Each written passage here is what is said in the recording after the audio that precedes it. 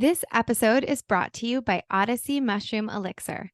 Odyssey contains 2,750 milligrams of lion's mane and cordyceps functional mushrooms that have been shown to increase brain function, mood, memory, and boost energy.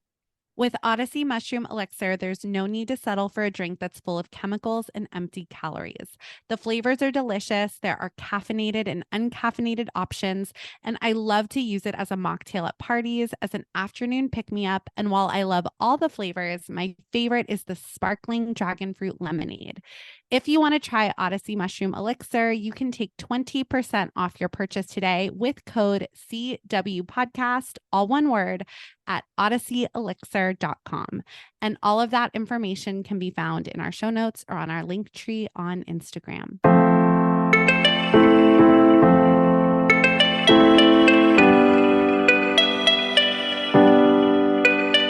Welcome to Courageous Wellness. My name is Erica Stein. And I'm Allie French, and this is a podcast about individual journeys within wellness and how to navigate it all.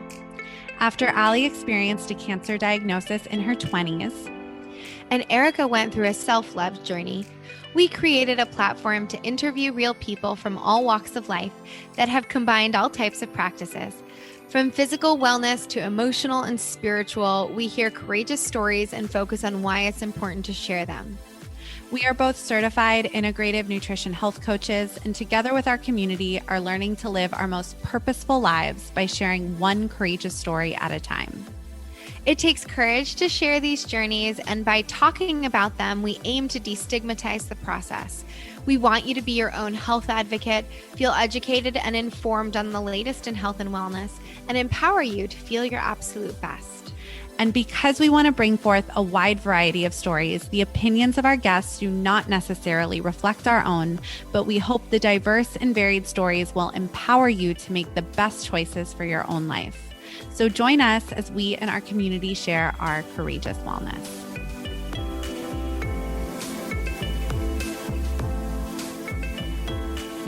Hi, everyone. Welcome back to Courageous Wellness. We have a really great conversation today with Caitlin Spears. And before we get into that, we're going to do our typical weekly updates. So, Erica, I know you've been reading a lot. What's your latest? My latest. Well, I need to poll the audience here. So if you are in the book talk, romantasy talk, fantasy world of reading, please slide into our DMs. I definitely have a question. So basically, as many of our listeners know, I've been on this romantasy journey since last summer. And there's kind of, if you're into this world, there's a multiverse, not dissimilar to the Marvel multiverse, but this author, Sarah J. Maas, wrote, I think now there's a total of like 15 books. Oh, wow. And they're different series. So I started with the A Court of Thorns and Roses series, which 10 out of 10, can't recommend enough, which are like 4.5, 5 books, because one is a novella. So one's a little short, wintry book. And then this is my crossroads. This is my poll the audience. Then she has a series called Crescent City, which has released 2 books, and the third comes out on January 30th. Okay. Then she has the Throne of Glass series, which just concluded with 7 books. But here's the thing. I keep hearing, and I don't think this is a spoiler. This is not a spoiler because I've not read Crescent City or Throne of Glass, but I think the books are starting to connect, right? So like the worlds of the books, I think are starting to connect. And I think they're really coming together in this third book that's about to be released. So that's how sort of the multiverse component. The multiverse of it all. I'm trying to follow as someone who's not read any and probably won't. But oh God, no, I'm getting more and more people into this world, and I need to get you into it because it's so fun. And you know, so that's my dilemma right now is I finished A Court of Silver Flames, which is the last of the ACOTAR books. And so do I start with Crescent City, which is only 3 books, and then go into Throne of Glass? Or do I need to really get the most out of Crescent City to read the Throne of Glass series? So I'm trying to figure that out. I already own the 2 Crescent City books because I bought it without understanding the multiverse. So I think I think I'm going to start there because it's 3 books and then go into the remaining 7. But clearly, you guys, this is going to be my year. I'm just going to be in fantasy. My goal on Goodreads is to read 35 books this year. Um, Wow. and I also think like a good palate cleanser is like the Emily Henry books, the Taylor Jenkins reads, just like nice little books that aren't like world building fantasy, Right. Yeah. you know. They're about like But people and stories and like real in yeah, but I human have to lives. say, as much like Happy Place by Emily Henry, which I already talked about a couple weeks ago, was 10 out of 10, one of the best read to start the year off. It was such a good book that I didn't want to end. I don't know, once you're in the fantasy world, it's like it's hard to leave it because this Mm. world building, this it really is the healthiest escape I have. So that's kind of if you are in the mass universe, um let me know what you think. If it's okay to just start with Crescent City and then go into um Throne of Glass. Yeah, I'm gonna have to stay off the TikTok though, because I know on January 30th the spoilers will start coming out, and I just don't want to be spoiled when Fourth Wing and Iron Flame, when that was all happening last year, another fantasy book series. I literally had to stay off the internet because, you know, book Yeah. talk is so fun. If you're not in this world, come join me. It is so fun. You know It's what's funny? fun. I feel like I'm reliving a conversation I had. Okay, guys, I'm gonna age myself a little bit, but when I was in like my college dorm rooms, my still to this day very close friend was super into the world of fantasy. And back then, of course, it was Lord of the Rings and all the films were coming out. And I resisted so hard because I'm just not like I like, I have a theater background. I like plays, like I like stories about people and like suffering and just like real life. I don't know why, but finally she convinced me to watch Lord of the Rings. And you know what? I got into it. Yeah, So it's never say never, so but I still never read the books. Probably it's won't so happen. funny, Allie, because I've never seen Lord of the Rings. Like I've never like I didn't read Twilight, I didn't read Hunger Games. Like I wasn't that girl. I loved Harry Potter as a kid, I never did but that, but that was also because I'm aging myself a little bit. I mean, I would have been in the zone, but like a little bit old. Like you would have when been they, if I was like 9 when the first book series came I out. was in That middle you school. were in middle school. Yeah. You would have been age appropriate. Mm-hmm. Yeah. I Yeah. just never did it. So then it was like, then I just kind of got older, but Well, it's all good. But obviously, Erica's like deep in this world, you guys. So help her out if you have any insight. Um, Speaking of things on the internet, as far as, this being a wellness podcast, and I love that you said that this is a healthy, habit that you have because mhm, reading is wonderful for our minds, our imagination, our creativity. And I feel like a lot of people don't do it that much anymore. And it's such a vital part of, and like, it's such a pleasure too. I think it's a mhm. joy that we miss out on if we don't take time to do that. And then, but what I was going to say, as far as like wellness trends, I decided to try and make the banana bark that's like going around. Explain this to me because I actually missed this trend on TikTok Okay. and I need to hear what this banana bark is. So the banana bark is banana. It's very easy, and that's what I love. Like I'm not a baker, as people know. Like I love to cook. Erica's a great baker, but I love a little dessert. I just don't like to make it. So you just slice bananas, put them on a cookie sheet under like parchment or on parchment paper, and press them down so they're all sort of the same level. And then you take nut butter. So peanut butter is the easiest because it's very spreadable. Um, and spread it over these bananas, sliced bananas. And then you put it so it's kind of like this flat laying thing in the fridge or the freezer just so it starts to cool. And then I made a chocolate concoction of coconut oil and raw cacao powder. So it's like a liquid. You want to heat the oil and then add the cacao powder. I actually added some protein powder, which has a little bit of monk fruit, so it's slightly sweet. But it was a high quality protein powder because I wanted to add more protein to the snack. And that worked fine, putting it in the chocolate mix. And then you spread that out on top, and then you drizzle with some, I guess not drizzle, sprinkle some sea salt, some high quality sea salt, which was like so good, chocolate sea salt. Then you freeze it. And once it's frozen, you can break it apart and it's bark and it tastes like a Snickers kind of yummy chocolate peanut butter treat. And the sweetness I'm comes from the banana. I'm making this. Like you have influenced me, Allie. It sounds so So good. easy, so easy, and definitely a little, and you only need a little bit, and it's like definitely worth it. And I would just say, like, yes, it was great to add the protein powder for the extra for protein in it, to have like a little bit more of a substantial snack. But again, I really don't think if I did it again, I think I would keep the cacao completely raw and unsweetened because you get the sweetness from the bananas. You're not seeking any more sweetener in it, if that makes sense. So Mhm. from a palate perspective, like I love that kind of like bitter dark chocolate. I think that with the peanut butter, 1 million, I highly recommend. My husband liked it Mm, too. You I'm just gonna can't make it. bite into it too hard. You have to kind of, it's almost like ice cream biting into ice cream texture with a banana. So you give yourself a brain freeze. That's so yeah. I'm gonna make it. You have influenced me. I was just telling Allie before we started recording that last week I cooked every meal, breakfast, lunch, and dinner all week at home. No takeout, nothing. And Yes. it feels so good. And so I need to add a treat to Hmm. my recipe because I just I've been doing the like frozen yogurt where like you take the yogurt cup. Did you see this trend?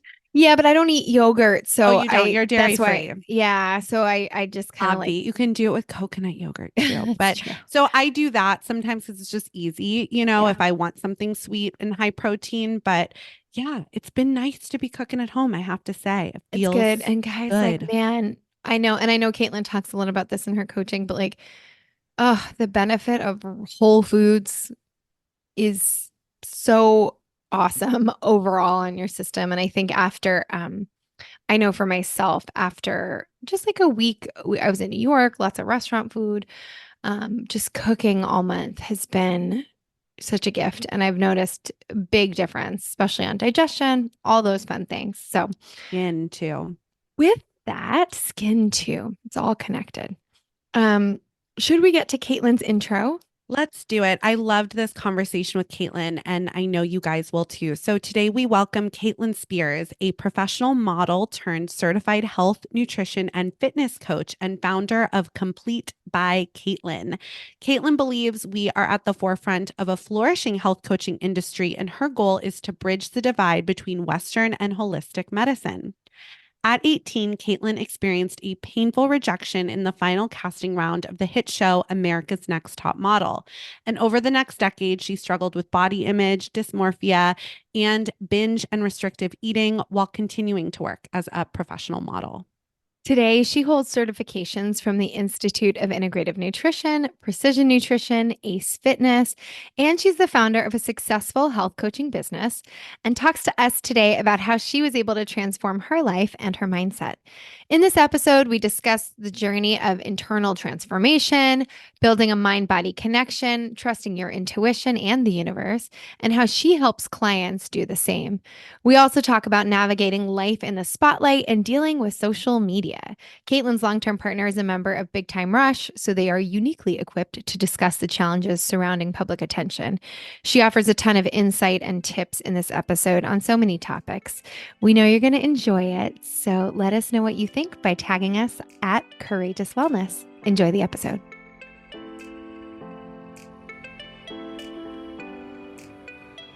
Hi, guys. Before we get to today's episode, we want to share how excited we are to offer our community 20% off their first order at Sakara with code xocourageous. We have been big fans of the company for years, and the Sakara Life organic meal delivery program is based on a whole food, plant rich diet that includes fresh, nutrient dense, and delicious ingredients. It's perfect for those weeks you need a refresh or don't have time to meal prep. They also have a clean boutique, which offers delicious food forward bars, snacks, beauty water drops, and my personal favorite, metabolism super powder, which works to fire up your metabolism, stabilize blood sugar, eliminate bloat, and decrease puffiness. The naturally rich, low sugar, dark chocolate flavor is perfect for smoothies or simply mixed with coffee and nut milk. I also regularly use the Sakara cookbook full of plant rich recipes, which you can purchase on their website. Click the link in our show notes to visit sakara.com and use code xocourageous for 20% off your first order. We know you will love it as much as we do. Now, on to the episode.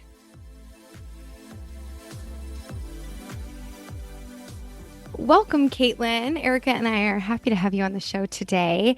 And just to get started, can you tell our listeners a little bit about who you are and how you've kind of gotten into the world of wellness? Yeah, so I originally grew up in a town of 2,500 people on a cow farm in Oklahoma. At 18 years old, I was scouted for America's Next Top Model. Ended up doing 3 months of like rigorous casting processes, jumping through all the hoops, only to be told 3 months later, right a week before filming started, that I was actually being cut from the filming roster and I needed to work on my body and they'd like me to submit for the next season. And so, as you can imagine, I took it not well. And I went on to suffer years of body dysmorphia, eating disorders, just a really bad, unhealthy relationship with my body, with food, with the way I treated and spoke to myself. Fast forward 3 years later, I think we all have a different definition of rock bottom, but at that point in my life, I thought that was rock bottom. And for me, it was. I was sad. I was depressed. I was anxious. I didn't know what to do. And I made a conscious decision to stop being a victim, to get myself off the floor and to one day at a time, one step at a time, pick myself up and get back out there. And I had dreams that I wanted to chase. And I knew that everything I had been through would one day help people. So I knew my journey was starting right there, that moment. And that's kind of what brought me into taking better care of myself and really putting health and nutrition and mindset and mental health and all of the areas of your health, mental, physical, emotional, and spiritual, very like at the forefront of my life. Fast forward, I had a successful modeling career for about 8 years. A couple years ago, I felt a calling to go back to school, to learn, to grow, and to help people like I had imagined doing 8 years before. I had helped myself out of some of the darkest times and the hardest times in my life. And I knew all of that wisdom I had gained could help so many people if I had the tools and the knowledge to share that information. So that's what took me back to IIN. I think where both of you also attended. And here we are today with my coaching business. Thanks so much for sharing your journey. I think even if people's situations are different, I think there's a lot of relatability in what you experience. I think there's a lot of relatability in what all of us humans experience, right? And just the situations may be different, but these themes, I think, especially as young women, are things a lot of us really go through, and especially having that rock bottom moment. I'm curious too, what were those first initial steps of getting yourself out of that headspace? Because when you are in a rock bottom moment, it can feel like you're never going to get out of it, right? Yeah, I think the first step was learning how to speak to myself differently, learning how to tell myself that it's going to be okay, learning how to build back up my self-confidence, my self-love, my self-worth. Because if I didn't have those things, it didn't matter how much I showed up at the gym, how much good food I ate, how much sleep I got. Like if I didn't have love for myself and my body, then it didn't matter what anybody else thought. I couldn't be where I wanted to be in life and I couldn't be healthy. And then from there, I think the second step was removing myself from toxicity. I was in a place in my life where I had went back to college, even though I knew I didn't want to be in college. I hated it. and I was very unhappy. I was surrounding myself with people who did not serve me. I was drinking alcohol all the time. And back in the day, I looked at it as like, oh, I don't have a problem. And I don't know if I had a problem, but I was definitely using alcohol to cope with all these emotions I didn't know how to process. And so for me, it was learning to talk nicer to myself, and then it was removing myself from the toxic environment. Those were the steps that I had to take before I ever even, got my gym routine, started eating better. Like it was a long journey, but those were the first two steps. Yeah, thank you for sharing that. And I think when you talk about speaking nicely to ourselves or being kinder to ourselves, it's so interesting because I think when we don't have awareness that we're even doing that or in patterns around that, we might just experience the feelings, the results, the effects of doing that before we can understand that maybe it's not um not everything external, that like I'm creating this mindset, this set of feelings as a result of the negative self-talk or as a result of that kind of self-slander.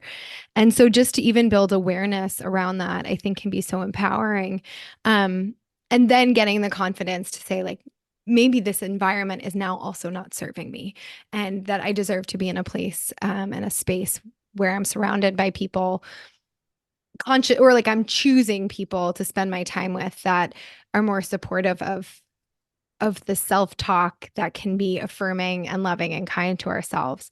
But that I feel like can be a difficult practice. Once we build awareness around it, it doesn't all of a sudden go away, right? There's sort of practice that is necessary. And so I'm curious, were there any tools as you developed your new practice of being more kind or understanding where those negative thoughts come from or stopping them in their tracks, however you did it? Are there sort of tools in your practice on how you developed that discipline? Yeah, back in the day, I don't think I even realized what it would have been called or what I was doing. But I recently, a year or so ago, read The Gap and the Gain. And I truly believe that's what I was like unconsciously doing in the moment. I stopped living from a place of what I was missing out on or how far I hadn't made it to or the goals I hadn't reached, and I started looking at it of how far I've come, how much progress I've made from the week before, the month before, the day before. And when you look at it backwards instead of forwards, you start to give yourself a lot more credit for the things that you've accomplished. And I don't think, like I said, I don't think I realized I did that in the moment, but I do believe that was one of the main reasons I was able to keep going on, because I felt like I was making progress. And as human beings, we need to feel like we're reaching goals, making progress in order to stay goal oriented and to keep going to the next thing. So I think that's what really helped me to, positively reinforce what I was doing.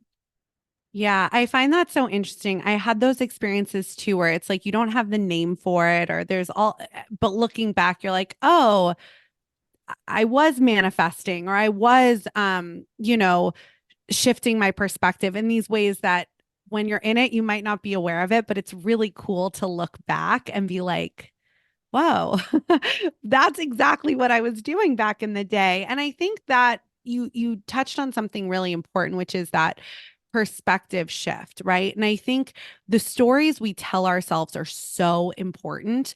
And I think I heard right somewhere that we have, right, it's like something like tens of thousands of thoughts a day, or like it's some crazy number of thoughts that we have a day. But most days they're actually the same thoughts. That was the craziest part when I learned that, where we're actually having most of the same thoughts every Yeah. single day. So the way we're talking to ourselves is actually so important, because it's literally making up our life. And it's really like every day is so important, because we have, we have goals for the new year, we have goals for milestone ages or whatever it may be, but at the end of the day, it is the days that make up our life. And I know you have experience with, trusting the universe and signs, and even really tapping into this mindset practice, and really a belief in the universe as a whole. So can you maybe touch on that and how that's developed and shaped kind of this perspective shift that you've had? Yeah, I think I've had a few, glimpses with closeness to the universe or whatever you want to call it over the past decade of my life. When I was pulling myself out of this hardest moment of my life, I just kept getting this pull that I needed to go really far away and be by myself. There was just something inside of me that was like, I grew up on a farm, 2,000 people, middle of nowhere. Like I had never even left the country by myself. And I just had this pull to leave. And so, you start listening to that. And then all of a sudden the things just start to line up. I ended up getting a scholarship to a coding school in Bali, booked a one-way trip, flew to Bali, and the rest is history. I kind of rewrote my story.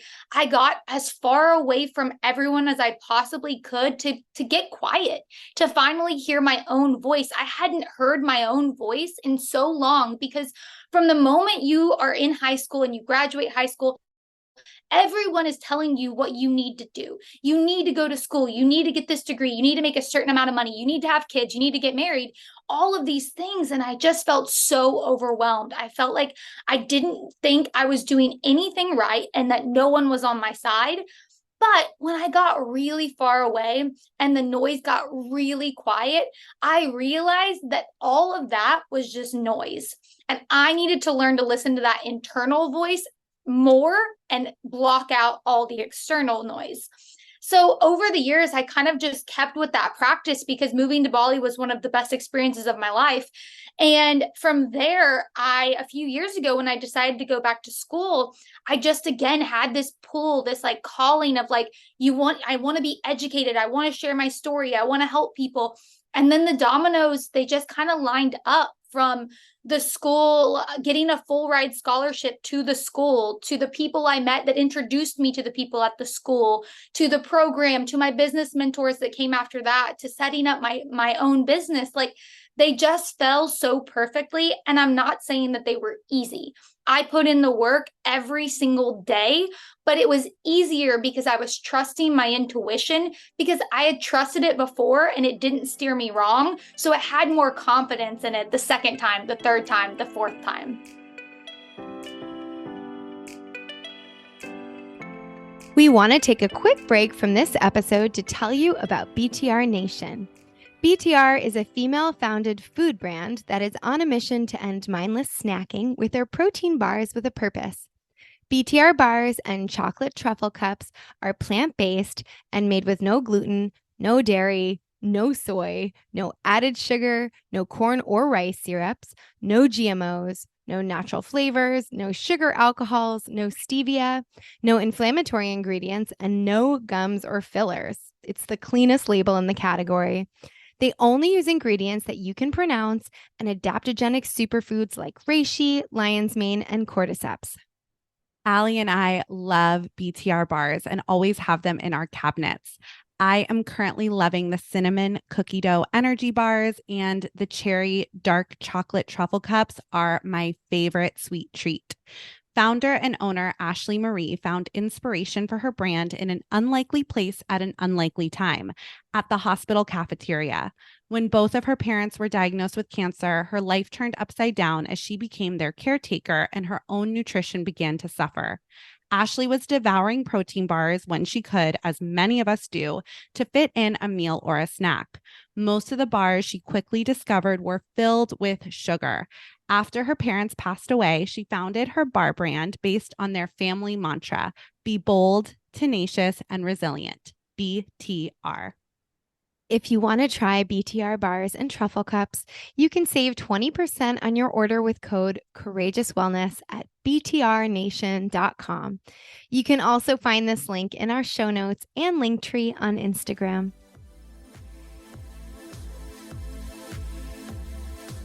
I love hearing that. And it's just a reminder that when we get back in touch with that intuition that we all innately have.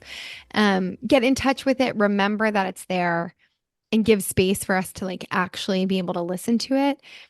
It doesn't like lead you astray. It helps create more alignment. And as you said, it's not that there's not obstacles, it's not that it's not hard, but you can trust in the process a little bit more, even if you don't understand, I think, aspects of the process, and trust that you're moving in a direction that feels aligned for you, and therefore like value will be created from that. Erica and I actually met through our Buddhist practice, and it's very similar. Some of those like themes that you're talking about are very similar. We chant, which helps kind of get back to that like alignment and that sort of sense of trust in ourselves and our bigger sort of mission in the universe. But that the idea is that like we can transform obstacles, we can use them, but like we also have purpose in these things. And I think it's easier to trust, even when you're going through really hard times, it's easier to trust that you're kind of where you're supposed to be, if you feel that connection to yourself. And so I thank you for sharing that part of your journey too, because as Erica said, like we all have different things. But when anybody who's been in an experience, which I'm sure most humans have, where it's like you feel really out of alignment with yourself or really like disconnected from that part of yourself for a long time, if and when you are able to reconnect, it's all of a sudden like, oh yeah, now I remember. I feel like it's like almost like an act of remembering. That was like when I went back to school, I had just felt like because I didn't have traditional education for, 8, 9 years because I left school and ended up modeling all over the world. And so, yes, I had life experience and I had education in other areas, but I felt such a calling. I felt like that part of me was missing. And when I went back to school, it was just in such an alignment with everything I knew that was missing. Something that had been a huge part of my life. I was an honor student. I did college for the last 2 years of high school. Like I was very into learning and educating myself. And so when you miss out on that for 9 years and you go back to it, you do feel so aligned with what you're doing, and it brings you joy. Absolutely. So can you share with us too, now that you have your own coaching practice and your work in the wellness space, but a lot of it is also, as we've been talking this whole time, about mindset. And Erica and I are really aligned with that too. It's often about how we feel, not, really anything else. But how do you know, like, what kind of lights you up when you work with your clients, and how do you support your community in the work that you currently do based on your education and both formal and experiential? So when I created my business, I knew I wanted to create a method that would teach my clients how to get the results they wanted. And, everybody's got a different view of what, getting healthy looks like, but I just want people to look good. I want them to feel good. I want them to wake up with confidence, put on clothes with confidence, and know that they're taking really, really good care of themselves. So for me, the number one thing I love hearing from my clients is that I didn't even know that I needed this and I got it. And a lot of them didn't know they needed confidence. They're like, I didn't realize I talked so bad to myself. I didn't realize my confidence was so low. And that's what's been holding me back. I thought it was the food I'm eating or the workouts I'm doing, but my 4-step method is 4 parts. The first part is connection. And so for several weeks, we don't even talk about nutrition or fitness or sleep or stress. We really just talk about, who are you? What do you want? How can you get reconnected to your goals, your dreams, your aspirations? How can we learn to talk nicer to ourselves? How can we learn to show up for ourselves? What are our strengths? What are our weaknesses? And how can we use those to propel us in our health journey? Because that is the foundation. And if we don't have that strong foundation, you can have everything else and your results will not be maintainable. So, after that, we go into approach, which is where we learn to approach nutrition from a different lens. Then we go into the integration portion where I'm teaching them all about cycle syncing, movement, stress management techniques, sleep, how all of this works together to create a harmonious rhythm for their health. And then I teach them how to make it last, routines, habits, patterns, all these things you need for sustainable lifetime results. Yeah, no, that's great. I think that's a really integrative, holistic system because actually at the right at the new year, our first episode of the year this year, we did a whole episode too on the untangible tips to tap into your parasympathetic nervous system.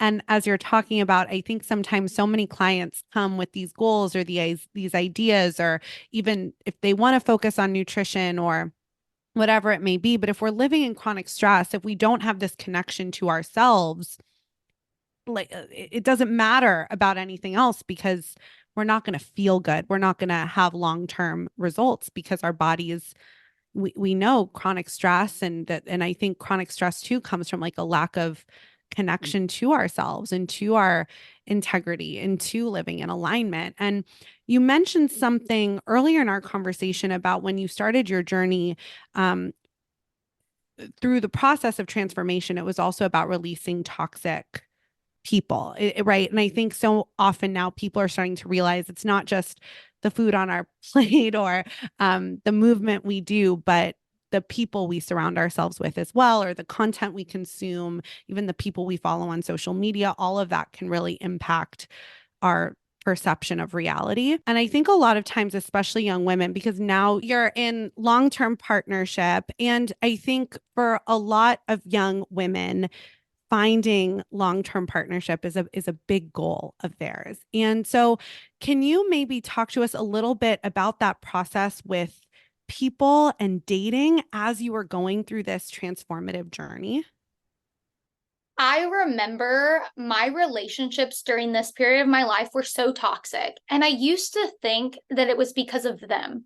And I'm not saying that they weren't toxic people, but looking back on those relationships, I was attracting the energy I was putting out.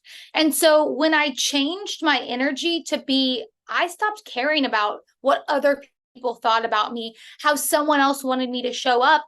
I started attracting people that were attracted to that energy, that wanted strong women that showed up for themselves, other people who lived healthy lives, other people who like to do things I like to do.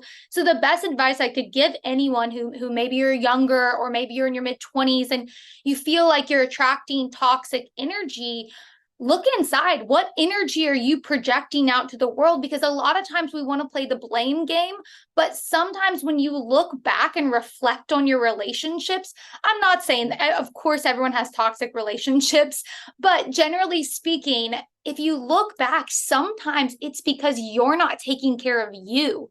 You're not showing up as who you really are. You're not taking charge of your life. And so for me, I couldn't have the strong, stable relationship that I have now if I didn't take care of myself every day. Both of us, we both have to take care of ourselves in order to take care of each other. If you can't be there for yourself, you cannot be there for each other.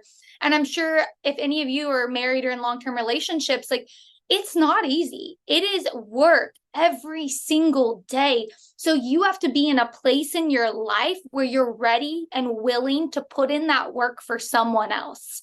So be selfish when you're younger. Take care of yourself. Figure out what makes you happy.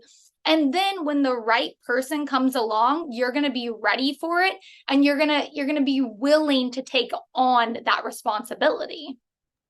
Yeah, absolutely. That's good. That's a good point. It's like the idea of consciously, because you said, as we know, relationships, functional relationships take a lot of work even. And but to like be able to be in a place where you can consciously take that on because it is going to, you are going to extend yourself in a new way or in a different way. But if you also have practices in your life that have set you up to really connect to yourself so that that doesn't get lost in the context of partnership, I think that's a really insightful thing.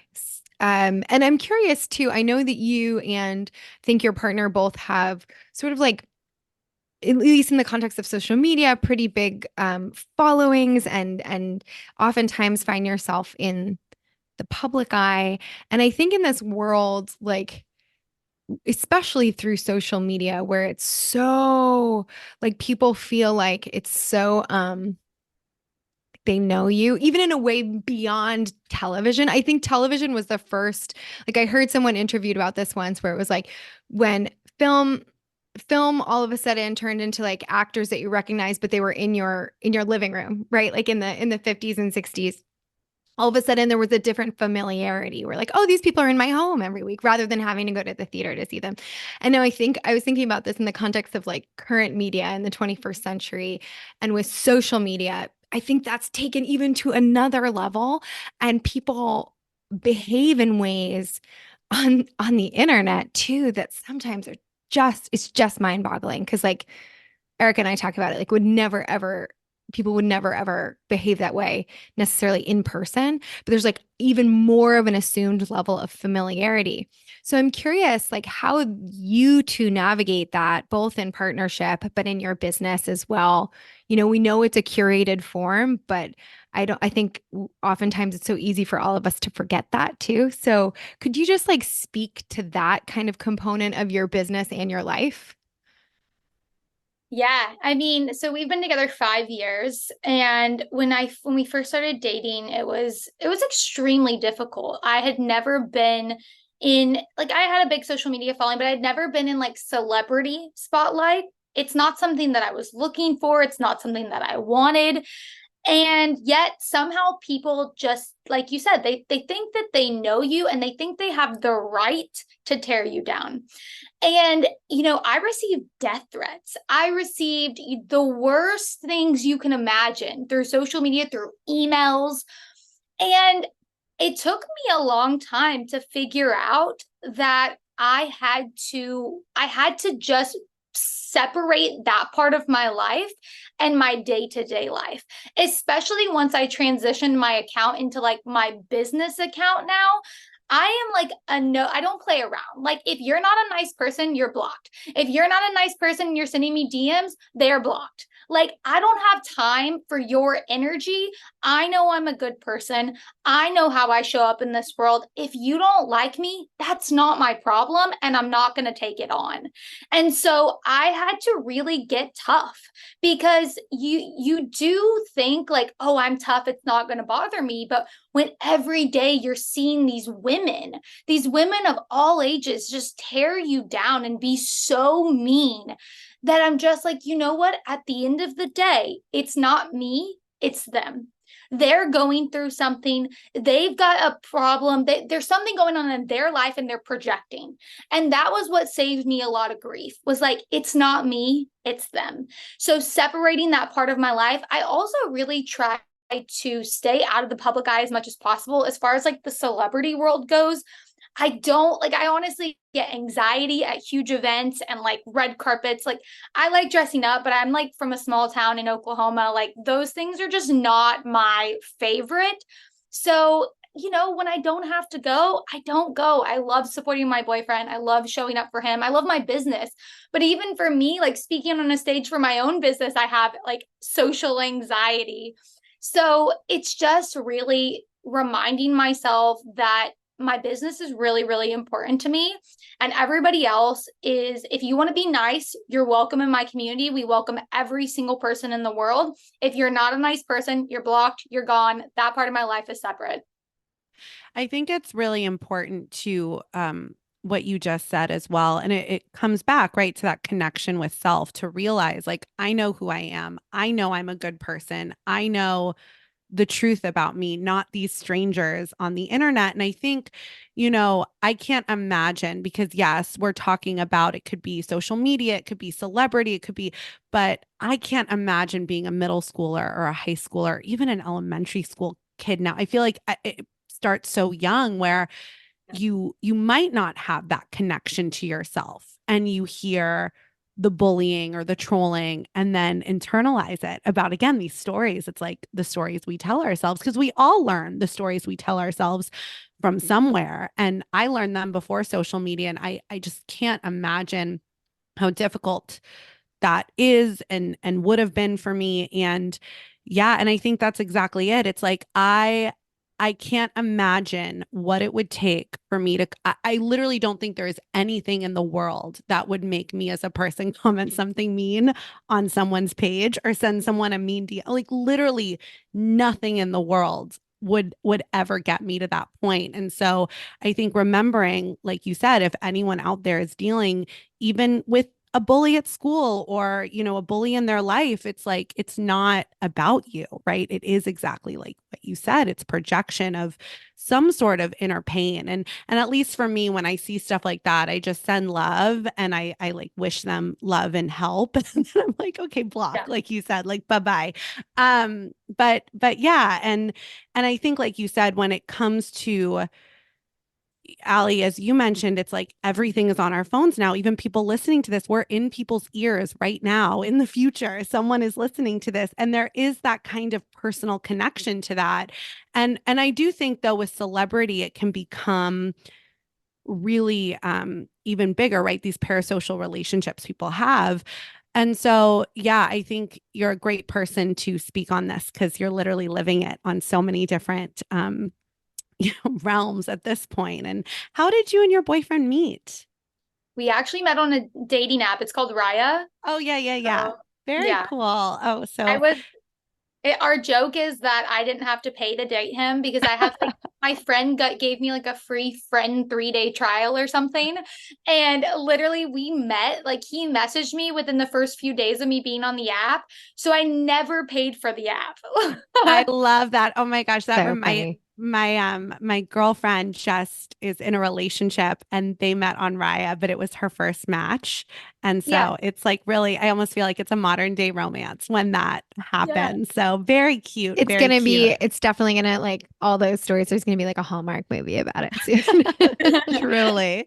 Um, well, thank you so much for just like sharing about the work that you do, about, you know, what it's like navigating all of these things. I think we could talk for hours about this particular issue, but thank you for being also a presence that has strong boundaries in this space. I think you sharing about that gives other people who might be creators or dealing with the same issues permission to do that. And I think, you know, it's not going anywhere, but like so long as the more we learn about these platforms and these mediums, really, I think the better, the more healthfully we can navigate them because we've seen the negative health repercussions of it. But it's like if we can, you know, I guess it goes back to like what we've been talking about all day. If we can create sort of practices around best practices for ourselves and our mental health around it all,